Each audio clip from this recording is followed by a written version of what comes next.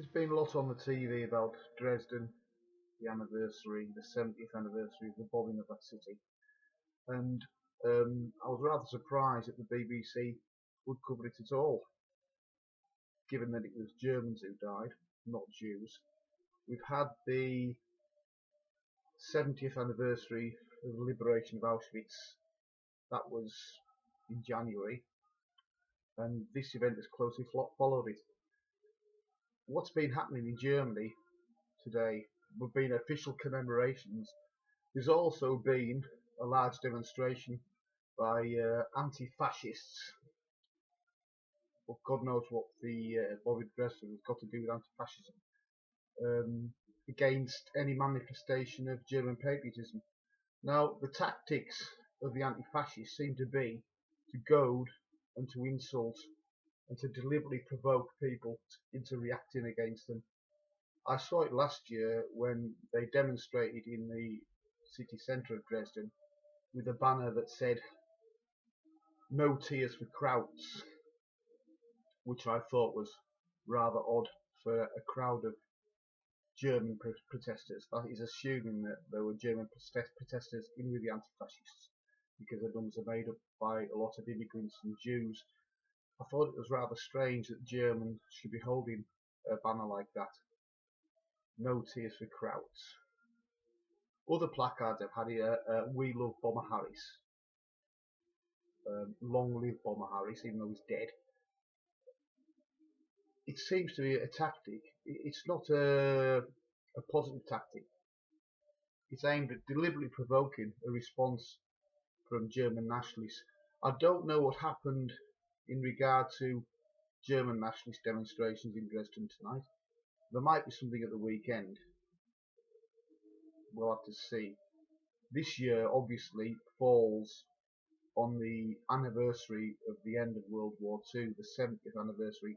So running up until VE Day, which was the 8th of May, there'll be a lot of anniversaries, marking events that happened towards the end of the war. And of course later in the year we'll have the 70th anniversary of VJ Day, Victory over Japan. I'm not quite sure what to make of the BBC's response to this today. They had a programme on a news bulletin this afternoon stating that the losses in Dresden over the 13th and 14th of February 1945 were 25,000 people. Now, it was a lot higher than that. There was 2 raids, one by the RAF, one by the United States Air Force. The second raid, survivors were machine gunned in the streets. A lot of them had taken refuge in the meadows. They were bombed and strafed by American fighter planes in the meadows, and that contributed to a lot of the casualties following the first raid. The first raid was primarily designed to set the city alight and to drag in the emergency services. This is how callous, what a murdering bastard Bomber Harris was. This was planned to inflict as many casualties as possible on the civilian population. That's what it came down to. That's all he was interested in. It wasn't a question of damaging German industry or the war effort. It was to simply terrorise the German population. And he never faced trial for it.